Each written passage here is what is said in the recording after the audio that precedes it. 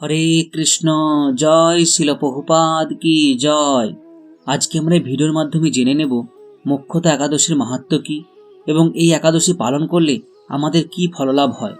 তাই বেশি দেরি না করে ভিডিওটি শুরু করা যাক। মহারাজ যুধিষ্ঠির বললেন, হে বিষ্ণু, আপনাকে আমি বন্দনা করি। আপনি ত্রিলোকের সুখদায়ক, বিশ্বেশ্বর, বিশ্বপালক এবং পুরুষোত্তম। আমার একটি সংশয় আছে।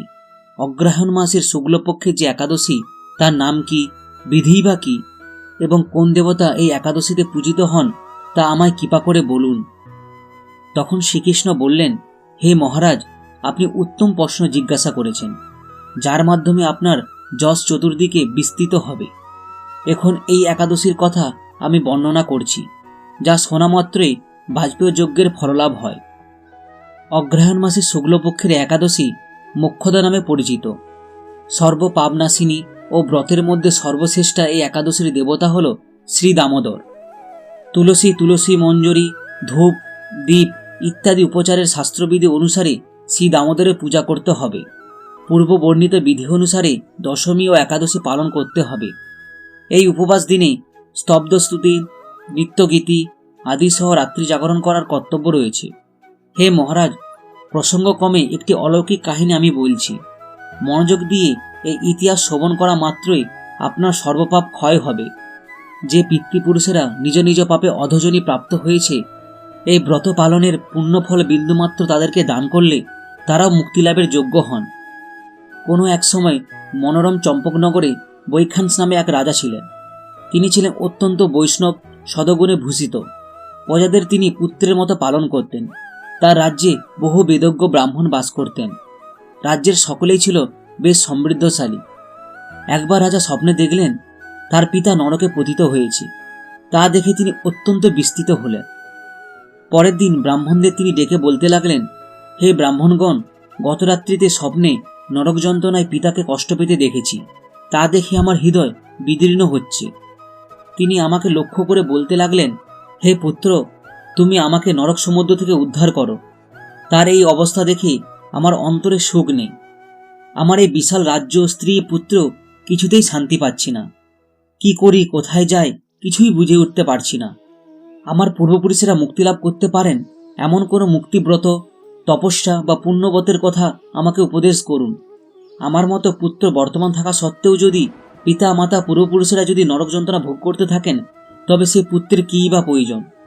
ব্রাহ্মণগণ বললেন, হে মহারাজ, আপনার রাজ্যের কাছেই মহর্ষি পর্বতমুনির আশ্রম রয়েছে।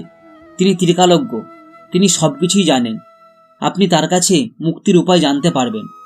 ব্রাহ্মণদের উপদেশ শোনা মাত্রই মহাত্মা রাজা বৈখানস ব্রাহ্মণদের সঙ্গে সেই পর্বতমুনির আশ্রমে গমন করলেন। তারা দূর থেকে ঋষিবরকে ষষ্ঠাঙ্গে প্রণাম করে তার কাছে গেলেন। পর্বতমুনি রাজার কুশল বার্তা জিজ্ঞাসা করলেন। তখন রাজা বললেন, হে প্রভু, আপনার কৃপায় আমার সবই কুশল রয়েছে। তবে আমি একদিন স্বপ্নযোগে পিতার নরক যন্ত্রণা ও কাতর আর্তনা শুনে অত্যন্ত দুঃখিত ও চিন্তাগ্রস্ত হয়ে পড়েছি। হে ঋষিবর, কোন পুণ্যের ফলে তিনি এই দুর্দশা থেকে মুক্তি পাবেন, তার উপায় জানতেই আপনার শরণাগত হয়েছি। রাজার কথা শুনে পর্বতমণি কিছুক্ষণ ধ্যানস্থ হলেন এবং তারপর তিনি বলতে লাগলেন, হে মহারাজা, পূর্বজন্মে আপনার পিতা অত্যন্ত কামাচারী হওয়ায় তার এরকম অধোগতি হয়েছে। এখন এই পাপ থেকে মুক্তির উপায় বর্ণনা করছি। অগ্রহায়ণ মাসের শুক্লপক্ষের মোক্ষদা একাদশী পালন করে সেই পুণ্যফল পিতাকে প্রদান করবেন। সেই পুণ্যের প্রভাবে তোমার পিতা মুক্তিলাভ হবে। মুনির কথা শোনার পর রাজা নিজ গৃহে ফিরে গেলেন। সেই পবিত্র তিথির আবির্ভাবে তিনি স্ত্রী, পুত্রাদি সহ যথাবিধি মোক্ষদা একাদশী ব্রত পালন করলেন। ব্রতের পুণ্যফল পিতার উদ্দেশ্যে তিনি প্রদান করলেন। ওই পুণ্যফল দানের সঙ্গে সঙ্গে আকাশ থেকে পুষ্পবৃষ্টি হতে লাগলো। হে পুত্র, তোমার মঙ্গল হোক। এই বলতে বলতে বৈখানস রাজার পিতা নরক থেকে মুক্ত হয়ে স্বর্গে গমন করলেন। হে মহারাজ যুধিষ্ঠির, যে ব্যক্তি এই মঙ্গলদায়িনী মোক্ষদা একাদশী ব্রত পালন করে তার সমস্ত পাপ বিনষ্ট হয় এবং মৃত্যুর পর তিনি মুক্তিলাভ করেন। এই ব্রতের পুণ্য সংখ্যা আমিও জানি না। চিন্তামণির মতো এই ব্রত আমার অত্যন্ত প্রিয়। এই ব্রত কথা যিনি পাঠ করেন এবং যিনি শ্রবণ করেন, উভয়ই বাজপেয় যজ্ঞের ফললাভ প্রাপ্ত হন। এই ছিল মোক্ষদা একাদশীর মাহাত্ম্য। আজকের ভিডিও এই পর্যন্ত।